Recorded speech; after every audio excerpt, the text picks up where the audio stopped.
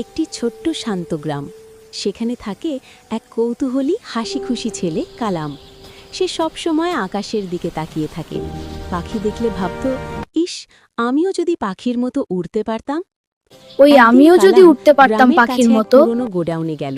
হঠাৎ সেখানে পেল একটা ভাঙা রোবট, কিছু স্ক্রু আর একটা পুরনো নোটবুক। নোটবুকে বড় করে লেখা, যে চেষ্টা করে সেই পারে। এই কথাটাই কালামের মনে আগুন ধরিয়ে দিল। সে ঠিক করল একটা উড়ন্ত মেশিন বানাবেই।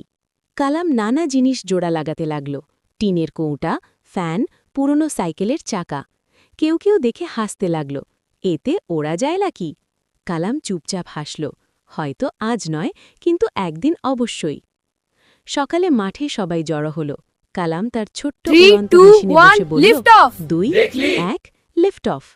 মেশিনটা প্রথমে কাঁপল, তারপর 2 ফুট উঠে ধপাস। সবাই হাসল, দেখলি, উড়তে পারবি না। কিন্তু কালাম উঠে দাঁড়াল, একবার না পারলে 1000 বার। তার চোখে আত্মবিশ্বাসের ঝিলিক। রাতের পর রাত কালাম নোটবুক দেখে দেখে মেশিন ঠিক করল। মাঝে মাঝে ঘুমে চোখ বন্ধ হয়ে এলে সে বলতো, না, আমার স্বপ্ন ঘুমের চেয়ে বড়। পরদিন ভোর, সবাই আবার মাঠে। কালাম নতুন মেশিনে বসল। 2, 1, স্টার্ট। এইবার মেশিন ধীরে ধীরে উপরে উঠতে লাগল।